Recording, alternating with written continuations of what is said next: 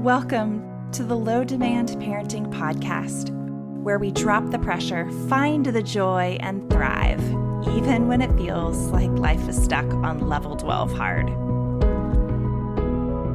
I'm Amanda Diekman, author, autistic adult, and mom of 3. I'm not here as an expert, but a fellow traveler. Together, we're learning how to live more gently, authentically, and vibrantly in this wild parenting life.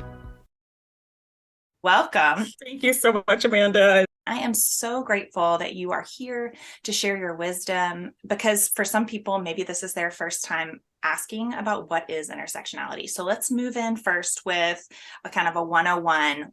What is this idea and why are you so passionate about it? The term was coined in the 90s by a professor named Kimberly Crenshaw, and she's still an active professor today. She's really involved in Black feminism and legal studies. We all have multiple identities, every single person, every last one of us. None of us are just one thing. We have a nationality, we have a gender, we have an age group, socioeconomic status, we have a faith belief or non-belief, we have ethnicity, we have all of these things. So all of us have all of these things that make us who we are. We all have privileges and marginalizations as well. Everyone does. It's a concept that's fluid. It's not the same. For example, I have a great deal more privilege than my cousins who are in West Africa. By virtue of being raised here in the United States, I have opportunities that they don't have. It's something that I didn't ask for. It's not my fault, but I do have it. And I have to recognize and acknowledge it. But then there's also areas of my life where I have challenges. And so there is not a single human being who is all marginalizations or all privileges. We're all a mix of both. And in different circumstances, sometimes one thing that's a privilege somewhere can be a marginalization elsewhere. And we should all acknowledge that. But intersectionality is looking at the interplay of marginalizations of these identities. So all of our different identities, privileged and marginalized, overlap one another. You don't stop being a mom just because you're a woman, just because you're a whatever. And so all these things tie together. Sometimes they work in sync with one another. Sometimes they clash. And so intersectionality, Dr. Kimberly Crenshaw was using a couple of court cases. One was DeGraff and Reed versus General Motors. And then there was another one against the science lab in which it was found that there was a group of women who had sued for discrimination where they worked. And the case was not found in their favor. It said, you all are saying you're being discriminated against because you're Black, but there's Black people who work here. You're saying you're discriminated against because you're women, but there's women who work here. But what they weren't looking at was the fact that every Black person who worked there had to be able to lift it was like basically warehouse work, had to be able to lift a certain amount of weight. And so most of these women who were 5'1" and didn't have the physical capacity to work in those warehouses. And then there were women who were hired in the place, but all of the women were white or white presenting because they were in jobs such as receptionist and client facing positions that at this time in the discriminatory society that was occurring at that time, which was a lot more overt, these women weren't able to get such jobs just because it didn't look at the fact that putting these things together makes things more complicated. And so it's simply the intersection of the different aspects of your identity, particularly those that are marginalized, how they overlap and impact your life. And the illustration she gives is of a 4-way intersection of vehicles. If you have cars coming from this way, if there's no stop sign, yield sign, or stoplight, unless someone does something, they would collide. And you don't know which one's going to collide with what one first. They're all going to collide together. You don't know which one's going to hit harder, but they're all going to have an impact. And so it's a concept that means a lot to me. It really applies to us all. And especially if you're doing this kind of parenting, I'm pretty sure that in many ways it applies to your life. Yes, absolutely. Let's dive into the low demand aspect of this. Low demand parenting is all about dropping demands and reducing expectations to create relationships of safety and connection. But the things that we expect of our children are very contextual and intersectional. I found this in coaching parents around the world, that the things that they say are have tos, like good parents do this, or this is what we do, is very different. So how do we begin to think about these norms, these demands that we are constructing from a more intersectional perspective? It's really hard because there's a lot of things that are subconscious for us. And it really takes a lot of effort and intentionality to understand those things. There's a lot of things that we think we've unpacked and unloaded. There's a lot we need to examine about ourselves and determine, have we really backed it up as much as we think we have? Have we really removed everything? If we're saying that okay, I'm not going to insist upon a bedtime for my child, but after a certain time, they can't do this or this. You are staying with bedtime. Or if you're saying, I don't care what time they brush their teeth, they just need to brush their teeth. Do they? Will they die? Are the teeth going to fall if they don't brush one day? Or maybe just use the toothbrush or just use the mouthwash? Some of it is inspecting that. And is that really true? Or is that just something that somebody told me once and I've held on to all this time? And while we're talking about the neuro norms, I particularly love some of the writing and sharing you've done about the ways that those norms themselves have been shaped by white supremacy and the ways that this is going unchallenged, even in the neurodivergent community. Yes. And these are conversations that I have a lot because I know they're not pleasant, but they're things that we need to think about and address because we all want to do better. If this was hopeless, if there was no chance, there'd be no reason to bring it up. When something is what you've been surrounded with, it becomes like your normalcy. And it's hard for it not to be. And so neurodivergent people, like you mentioned, neurodiversity is overall, it's a sense of culture within a culture, but we still are bringing with it what we've been raised with or what we've been around and what we understand. And one example of that is, for example, it's a little better now, but a lot of the checklists that they used to have online about determining whether or not someone was neurodivergent or autistic had a lot of the things that they shared were Western norms and often white norms. They were things that may not be true to one's experience if you're a person of color and so are not seen, you are missed. Other things people need to think about things culturally. One example is language. Person first language originated from developmental disabilities community and simultaneously from the HIV community, both of these communities of which can have a large number of individuals of color. And so it's seen as empowering. It isn't seen as a negative thing or wanting to separate themselves. So when people say stuff like identity first language is better and person first language is perpetuating stigma, I'm thinking maybe it is to you, because maybe culturally to you, it's seen as separation, but maybe that's not how it's perceived by other groups you're projecting. It might be better to say, this is my preference, but this one is acceptable as well. A lot of the things that people say are non-negotiables are things that aren't intersectional. And I find that actually, interestingly enough, regardless of race, people who are adopting ways of parenting that's more connected and inclusive, with low demand parenting, unschooling, a variety of these different things, tend to have a worldview that seems to me more like the people of global majority. For example, there's an intergenerational component. And so things such as co-sleeping or doing things in a non-traditional way because it works for the family are things that are welcomed. Whereas you see in a lot of advocacy, it's the lone wolf. It's me. Parents have no voice here. These people have no voice. And for us, it's more intertwined. A lot of what drives us is our families and ourselves. We definitely want our voice projected, but we want these people alongside us. We don't want them not with us. We may not even want them behind us. We might want them near us. And so I think that there's just things like this, nuances that people share, a lot of things that people talk about unmasking, or some of these things are very unsafe for people of color who are neurodivergent to do, or very difficult to do. It's just really, it's complicated. And so I think that we really have to step outside of our own experiences and think some things that are right for us or helpful for us are not for others. I remember having to change the way that I think, because I always used to be very frustrated when people would talk about autism being a prison where your body's in, you're locked in, but your mind is intact. And I used to be very upset about that and thought that was very ableist. And I was like, that is not true. It's not a prison. It's just how you all perceive it. But then I started realizing there were some of our, our colleagues, for example, some of my minimally speaking colleagues have said that is how it feels to me, because I actually have difficulty with controlling my body. It's not just about stimming and this and the other. It does feel that way.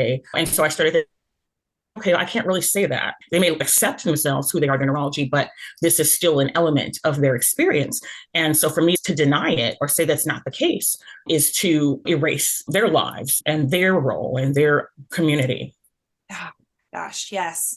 I love what you're bringing here, which is it's like a real humility. Like, can we speak about our own experience and back off on so much projecting of this is how it is for everyone. And that is such a white supremacist move of I'm going to take my experience and then blanket it onto the world. And absolutely, there's this willingness to be teachable and to be wrong, and that you're offering up that I think is so important.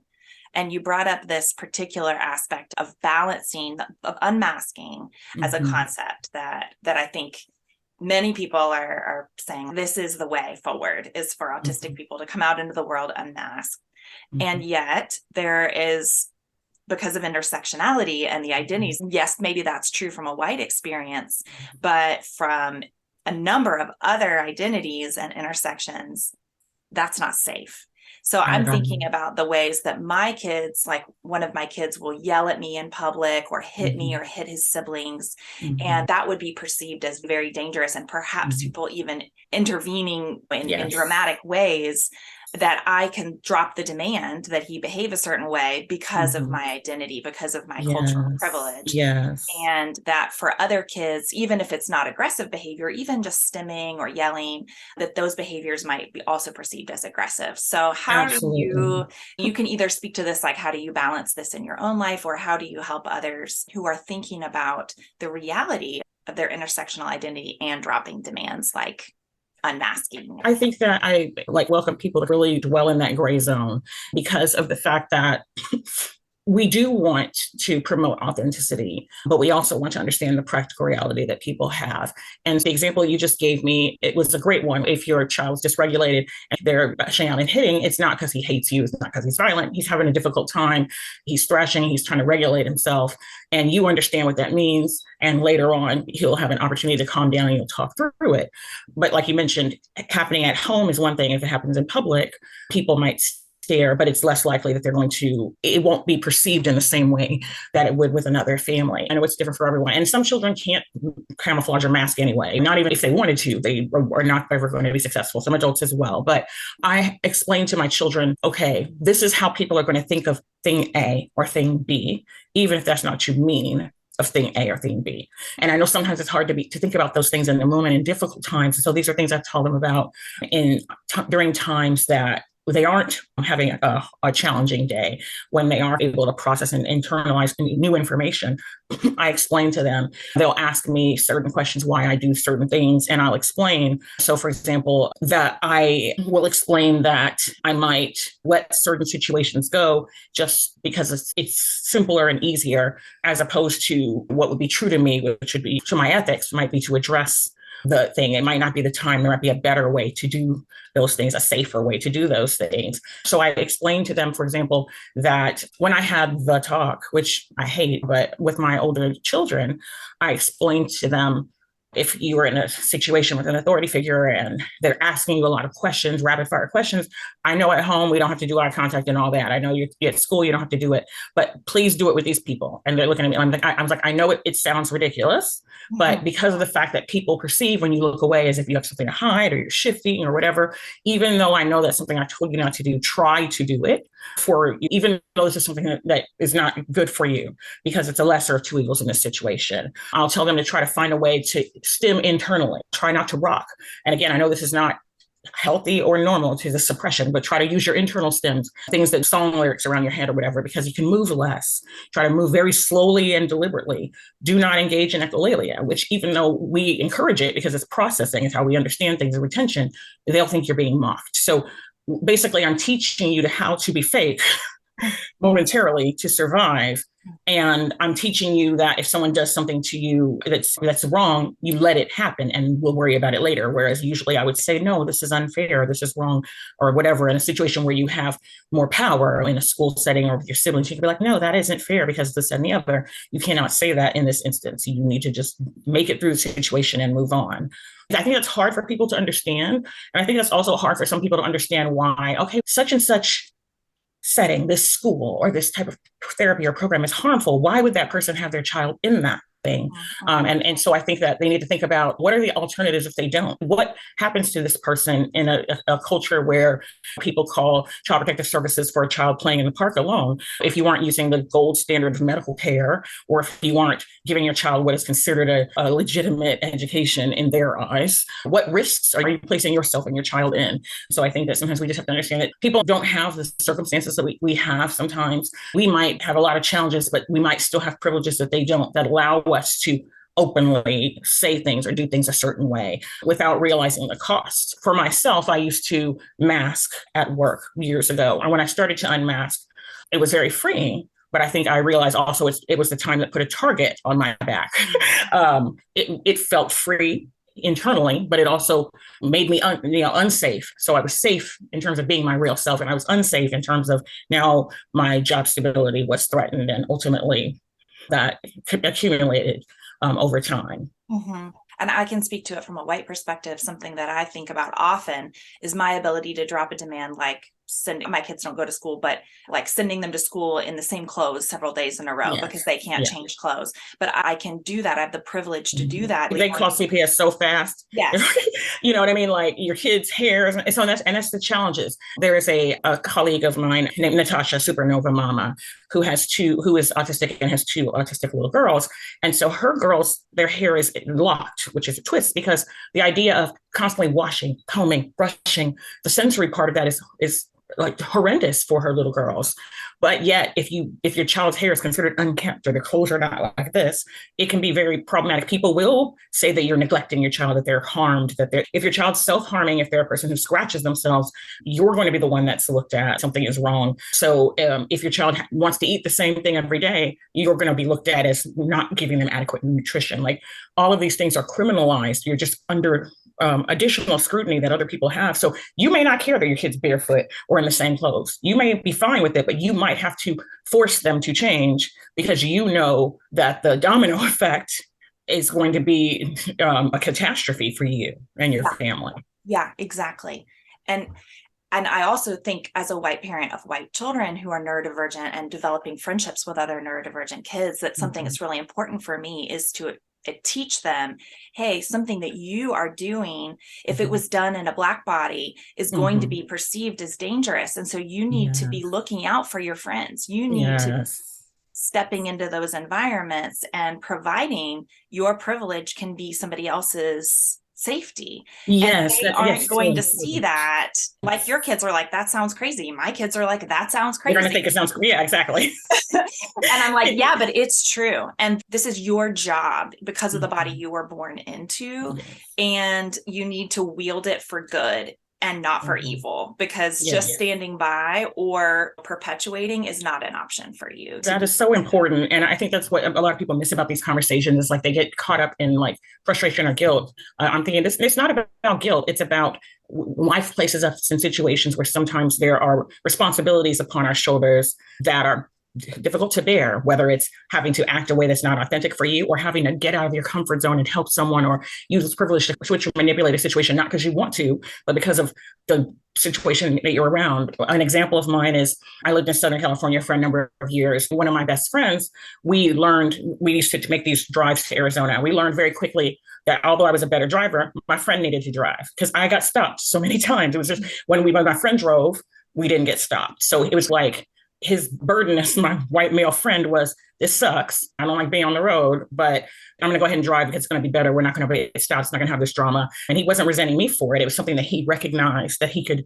offer, that he could contribute. So it's an additional task, but like you mentioned, we're a community. So we all have to be there for each other. This person is bearing the brunt of it in one way and you're bearing it in another. Yeah, that's a way to confront these realities, not from a place of blindness of just unmask, just do it. Like that is not helpful, but facing together that we all desire a life where we can be our full selves. And yet we're operating in a system where that is not equally safe. And so then we need to enter into that in lockstep.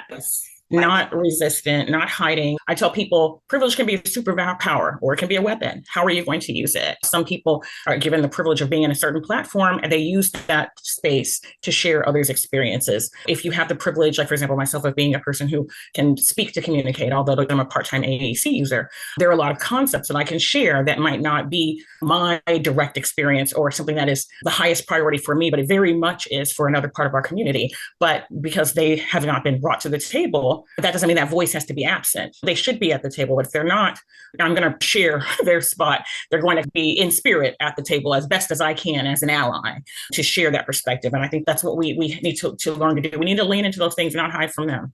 All right, I have one more question for you. And I just wanted to say before it's over, like I'm loving this conversation. Thank you for showing up today. This has been amazing.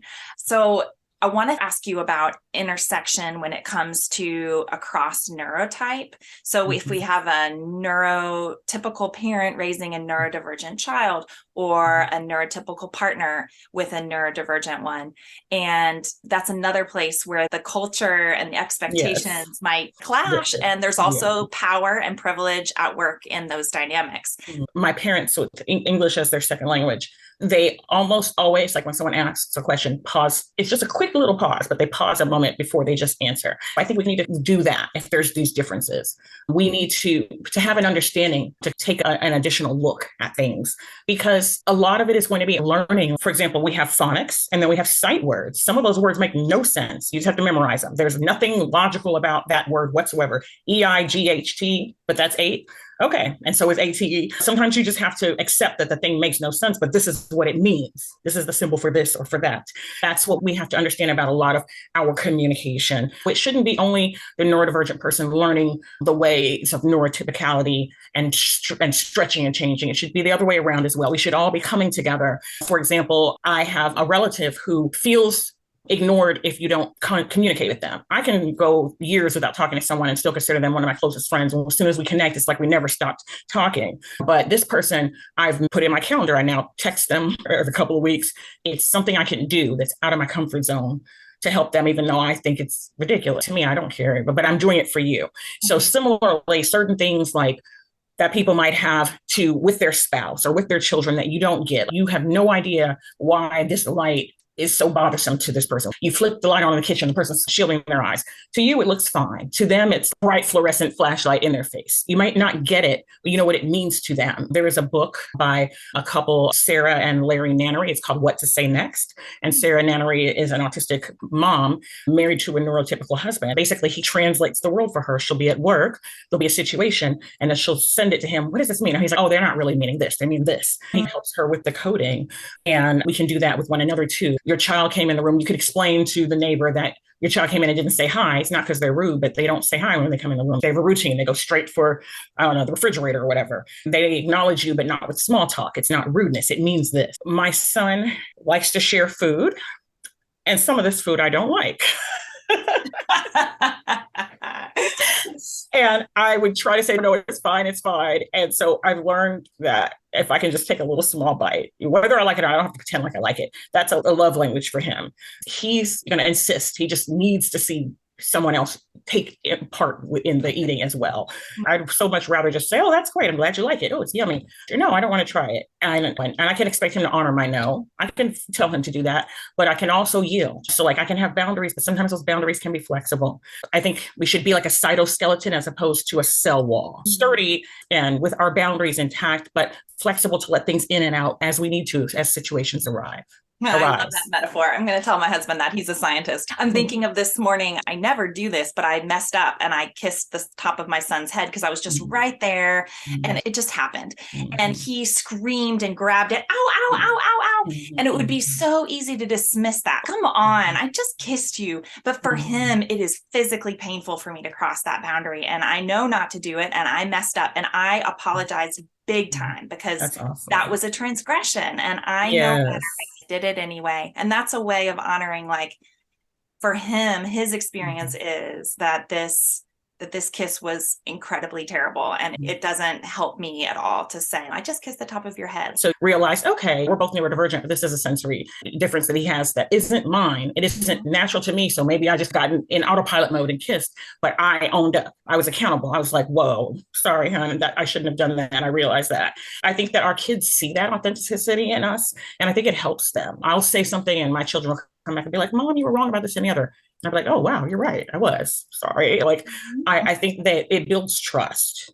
I can tell that you are an incredible parent, and it must be a real gift to be your child because of the kind of nurture and love that you're offering. And also, thank you for bringing all of us into your wisdom. It's been such a gift to talk to you today. Thank you. Thank you. And parents, I just want to say, if you're thinking you screwed up, you didn't do this right, you didn't do that, that probably means that you're on the right track to becoming the parent you want to be.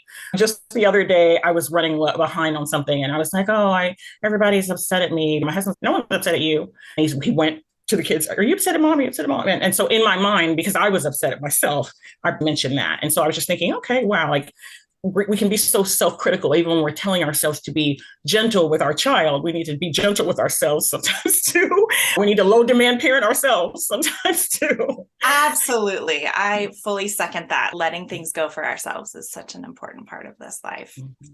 Thank you. Thank you.